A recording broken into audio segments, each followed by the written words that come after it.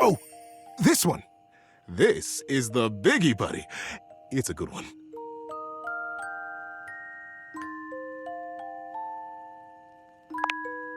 The Great Constructing of Beaver Proudtail.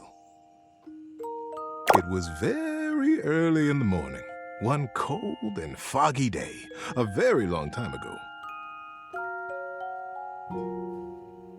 Young Beaver Proudtail was walking quietly and efficiently through the dugout tunnels of his den, his trusty stick tucked confidently under one arm.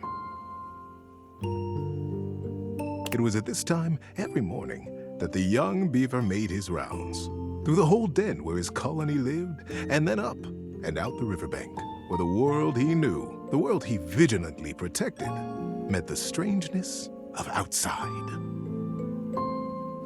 His large tail balanced him expertly as he climbed the long entrance tunnel to the surface, occasionally using his dignified stick in an undignified manner to scramble up the pathway. As he heaved himself out onto the bank of the river, Beaver's attentiveness grew even more acute. It was dangerous to be outside alone. The Great War with the colony across the river had been going on for as long as he could remember, and a fair bit of time beyond that. It seemed like there had always been the war. He couldn't remember any outright battles or even any scrappy skirmishes, but they were definitely at war. He was sure of it. For a moment, he almost asked himself what the war was even about. But he forgot to finish the question. He was very young, after all, and what did it matter? The colony was on the other side of the river, and beavers didn't even cross rivers. He smartly tucked his stick back under his arm and began his patrol. So many steps this way, a scrutinizing scan, and so many steps back. But today, something was different. On the other bank of the river, through the fog, he heard the distinctive sounds of battle. "On guard, ye scum-footed knave!" the voice cried. "Defy me at your peril!" The sounds of the wood clanging against wood echoed through the fog. Hey-ya! Pow! Bing, bang, boom!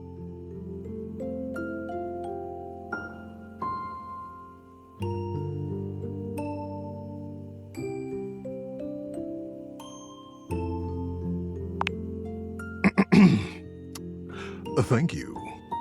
"Who goes there?" shouted Beaver, his heart in his little throat. As an answer, he heard a young and high-pitched yelp. "Ah! My name is Builder." "Hi?" "Hi." It was all Beaver could manage. He was talking to another creature, a stranger, and a stranger from across the river at that. How many times had the Colony Council, the denizen, warned him about the dangers of this? It was strictly against the rules. And Beaver had always followed the rules. "Hi!" The voice came careening back across the water. "What's your name?" Beaver heaved a deep breath. Whoever this builder was, Beaver was not going to be shown less brave than he. "I'm Beaver. Beaver Proudtail." "Well, hello, Beaver Patton. Builder Jumpfoot's my name. I'm playing at war. Want to join me?" "I most certainly do not," cried Beaver. "Playing at war? War is serious business, not for playing. My colony is in a war right now, and I'm going to be a general when I grow up. I'm going to win that war. You'll see." "Oh, gosh," sighed Builder. "I sure hope you do. My colony is in a war too, and I'm so tired of it. That's why I made it a game. Games are so much less boring than warring all the time." The pieces began rapidly whirling around in Beaver's mind. Builder's colony. He's at war too. Right across the river. He realized he was talking to a beaver from the colony across the river, his sworn enemy since birth.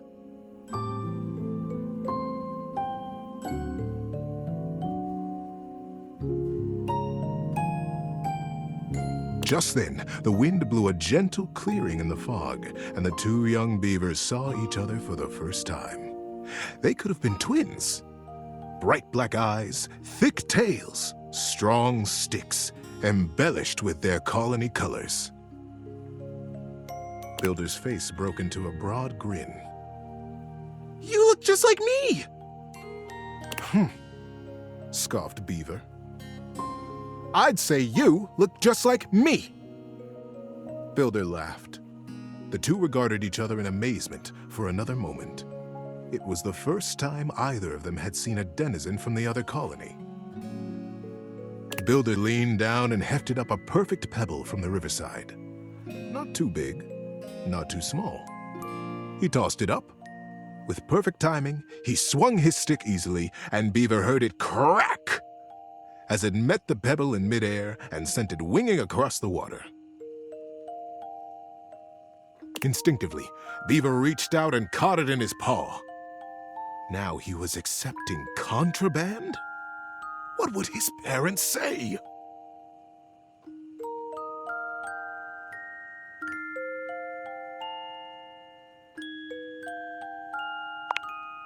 But, upon inspection, the pebble was quite beautiful. It had a single bold red stripe around it, and it was wet from the riverside mud. His young mind decided that he would keep it. He would keep it a secret, of course, and that was all right. The denizen didn't have to know everything. The clearing and the fog began to fill with thickened air. He looked up, suddenly anxious to lose his new friend. Friend? Huh. How quickly that had happened. And there Builder was, smiling and waving. "Maybe we'll play together again soon," he offered. Beaver gripped the pebble and nodded. Yes. Yes, maybe. One day. And then Builder was lost. Beaver finished his patrol and took his new experience, his pebble, and his smartly tucked stick back down to the colony. How you doing, buddy? Need a break?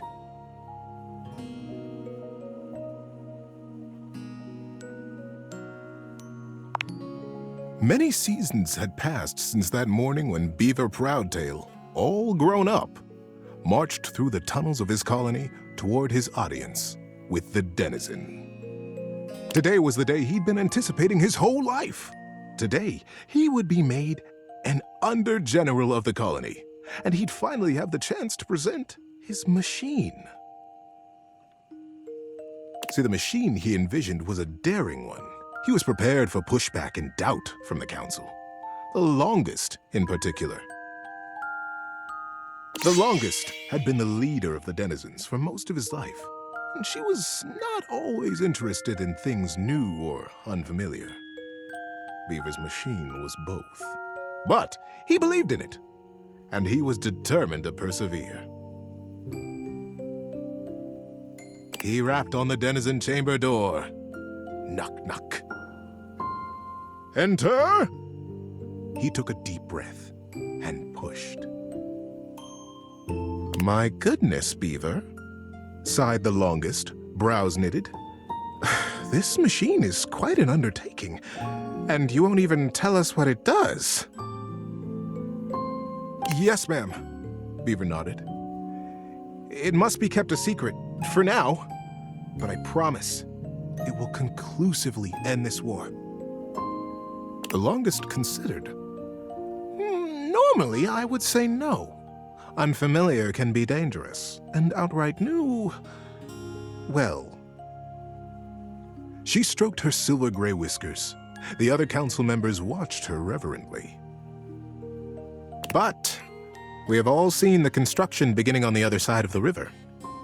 We have no way of knowing what they're up to, and it would be irresponsible of us to take no action at all. They're doing something. We must do something too." Deep murmurs of assent rippled around the small stump table. "And we trust Beaver. He is our newest under-general, after all." She winked in his direction. If he believes his machine will truly and finally tip the balance of the Great War in our favor. She paused. The silence was agonizing. Beaver kept his eyes fixed on the wall just behind her head, patient. His paw unconsciously turned and returned a small pebble in his pocket, caressing along the line of a single great red stripe. Then permission is granted. Beaver let go the breath he had been holding. Whew. Begin construction as soon as you are able, Under General. And good luck. She smiled, but the burden of her long years of leadership showed through her sagging cheeks.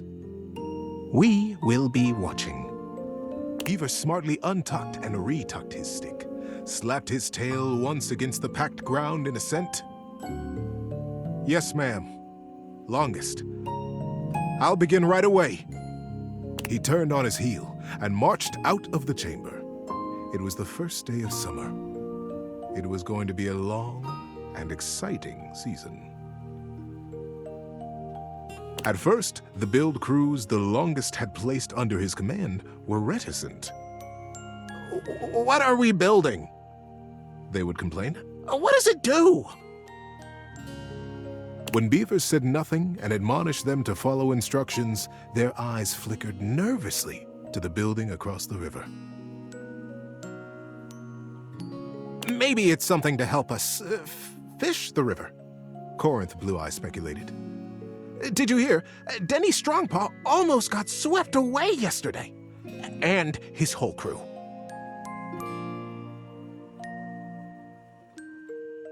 He did? But Denny's the strongest fisher we have. Shelby Tunneler sighed. Ah, this river. It's so fast. Yes, yes, retorted maddened Sharptooth. But fishing will not win us the war. We must focus on the war. And the others agreed and went back to their building.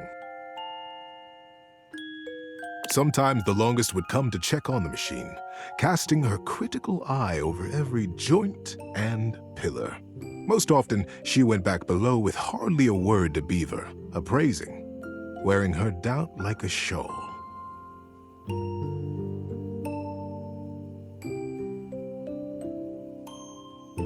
But as the summer season progressed, the mood began to shift.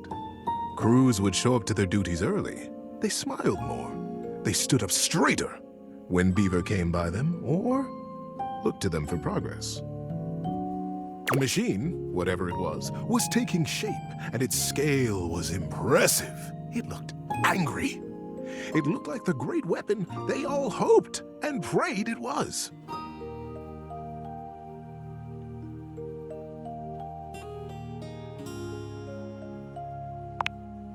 The crews began comparing their machine to the thing on the other side of the river. They even began trading barbs and joked with the beavers working on the other side.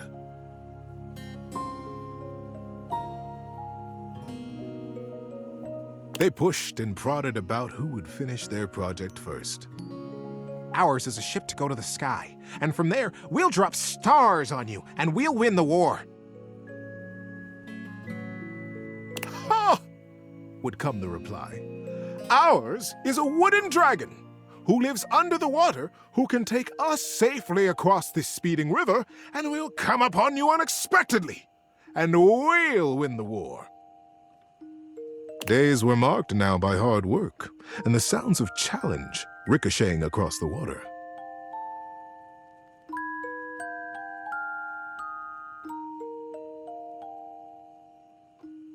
Beaver, said the Longest as she held onto his arm one day late into the summer sun, I don't need to tell you.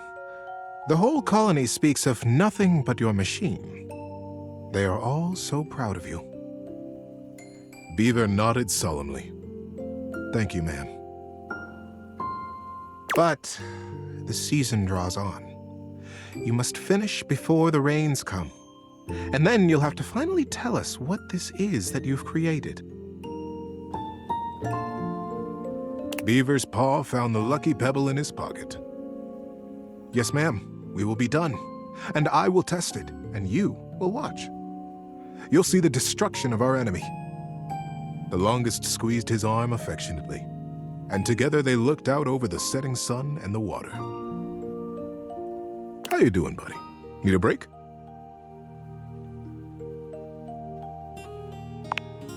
And then the day came. The crew stood around the great machine, eyeing with wonder the marvel that they had built. A few beaver folk noticed how similar theirs looked to the one across the river. But that was okay, they reasoned. They had been built facing each other after all. Beaver Proudtail strode up to the front of his machine. With his well-worn stick and his powerful bearing, he cut quite a figure. Corinth, Blue Eye, and Shelby Tunneler stood just behind him, awaiting their orders. All right, Corinth. Beaver turned to face them. Do you have the rope? Yes, sir. Corinth turned to Shelby, who produced the end of a long length of woven rope from a basket in the base of the machine. Time to get me up there, then.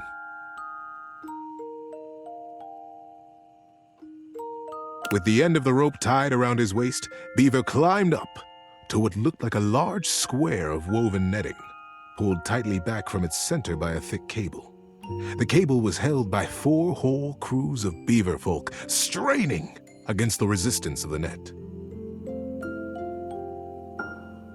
The longest stood back at a safe distance, her shawl wrapped tightly around her shoulders to ward off the early autumn chill.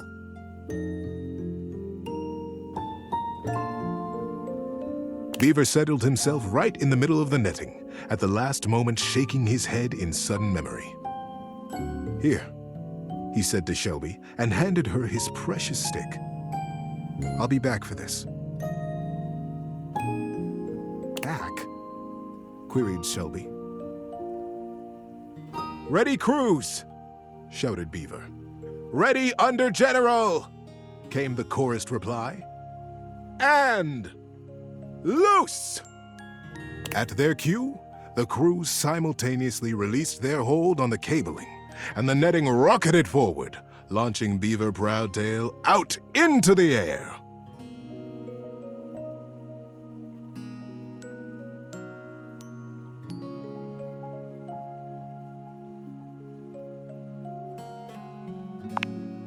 Great river! They cried in consternation and shock. What? Where is he gone? Is he all right? What have we done? The confusion was so great that not even the longest could restore order. Minutes passed before another shape came sailing over the river from the other side, to plop safely and squarely into the center of the net. It was Beaver. He had the same square head and the same rope wrapped securely around his waist. Good Lord! What a ride! That's the most fun I've had in weeks, said the shape in the net. He began to disentangle himself and stand up. And it wasn't Beaver after all. The royal of the crews was instant and a bit frightening. Who is this? Who are you?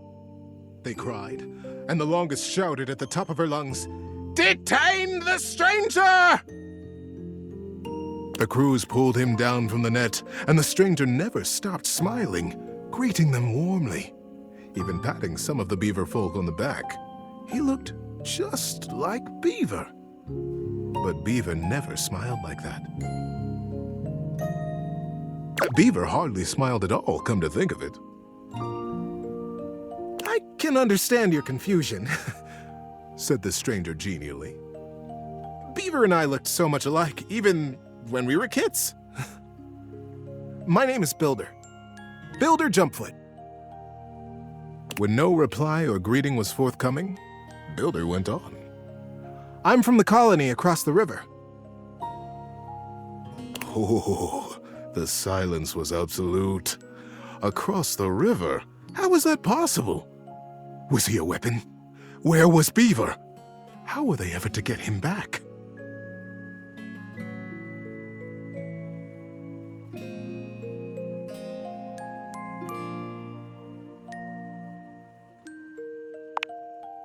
Builder just smiled, absolutely at his ease, seemingly pleased as punch to be among all these new friends. And into this silence sailed the figure of Beaver, a new rope tied around his waist. There were now 3 lines of thick rope across the river. Beaver landed expertly in the center of the net, untied his waist rope, and climbed down. "You are Builder?" Beaver reached out his paw to the stranger. "And you could only be Beaver!" the stranger exclaimed, gripping that paw warmly with his own. "I am Builder indeed, and it has been the dream of my life to finally meet you like this, in the daylight, on the same soil." "Mine as well, my friend." Beaver, for the first time in his life, allowed himself a great, eye-crinkling smile. "I almost can't believe it worked." "Now, wait just a minute," trilled the longest, making her slow path down to the machine. "What on Riverbank is happening here? We are at war, Beaver. And Builder, too. You both should know better." "Beaver, you promised us that your machine would win the war, and here you have brought the enemy you promised to destroy right to the mouth of our colony tunnel."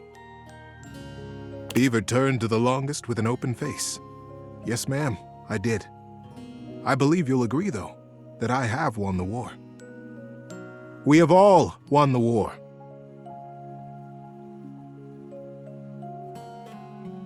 "Because the war is over."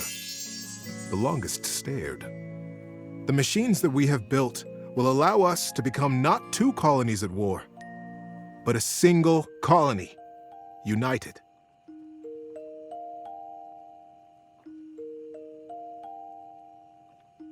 "The machines are designed to dam this river, ma'am," offered Builder. "I believe you have the same dangers with fishing and swimming that we do. That you have never crossed it?" The crews cackled at the absurdity of ever crossing this raging river. "We have no need to fight the river now, you see," Builder continued. "We sail above it." "Just as the single pebble did long ago," whispered Beaver.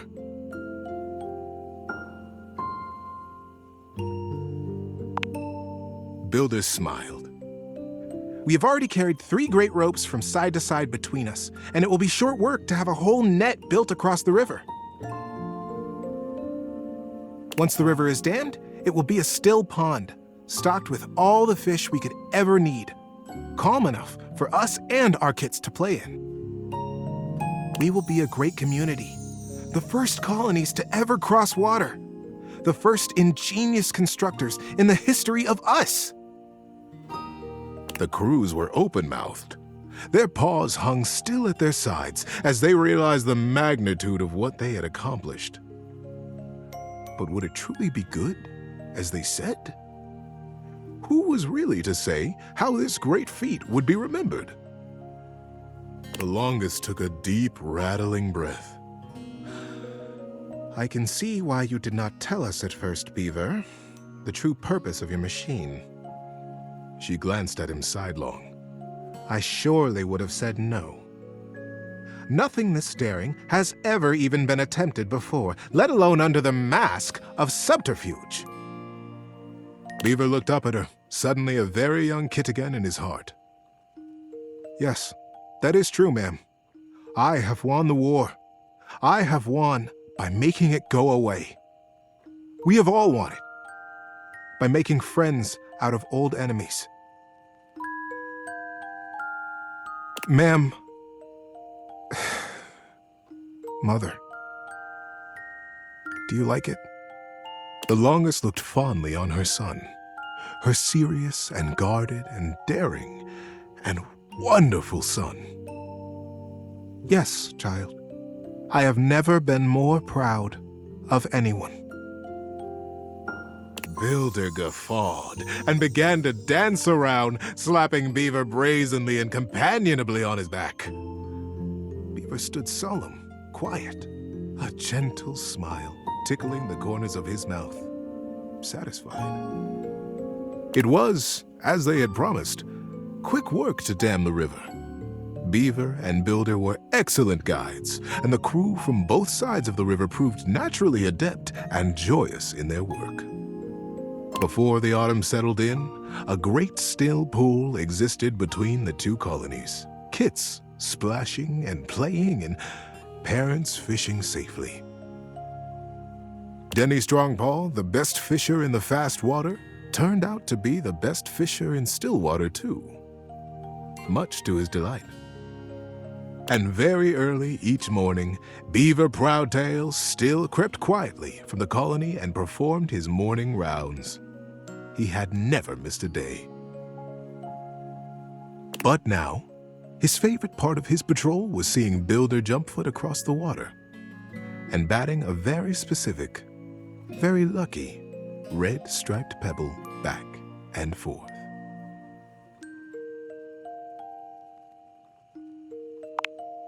That's just it. Thanks for listening all the way through. Good night, buddy.